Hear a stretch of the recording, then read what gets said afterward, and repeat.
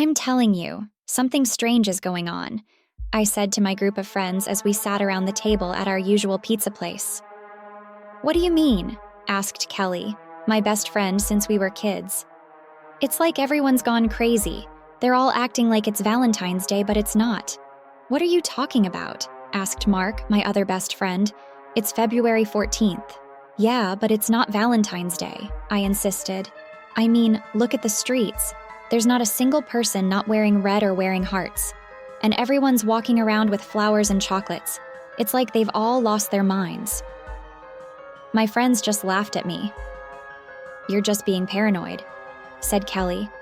It's Valentine's Day. That's why everyone's acting like this. But I didn't believe them.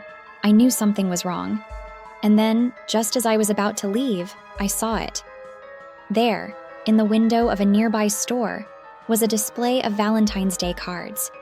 But the cards weren't just cards. They were all addressed to me. I stared at the cards for a long time, trying to make sense of it. But I couldn't. I turned to my friends, but they were gone. I was alone.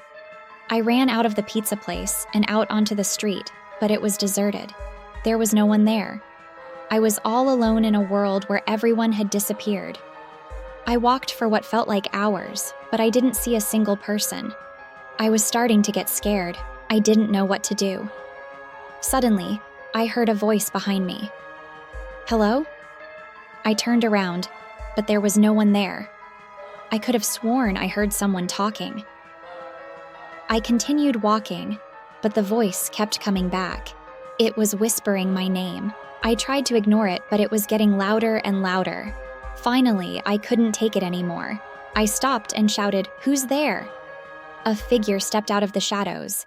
It was a man, but he was tall and thin and pale. His eyes were empty and his skin was gray. "Hello," he said. "I've been waiting for you." I backed away, but he grabbed my arm. "Don't be afraid," he said. "I'm not going to hurt you." But I knew he was lying. I tried to scream, but no sound came out. The man took me by the hand and led me away. I didn't know where he was taking me, but I knew I wasn't going to come back. As the man led me through the empty streets, I noticed something strange. The city was starting to change. The buildings were getting taller, the streets were getting wider, and the people were getting more and more bizarre. Finally, the man stopped in front of a door. He opened it and we stepped inside. I gasped. The room was huge and it was filled with people. But they weren't human. They were all different creatures. There were aliens and elves and ogres and fairies. The man led me through the crowd, and I was amazed by all the different creatures I saw. I had never seen anything like it before. Finally, we reached the other side of the room. There was a door there, and the man opened it for me. I stepped through the door and I was blinded by the light. I squinted my eyes and I finally saw what was in front of me. It was a spaceship. Now like and share or this will happen to you.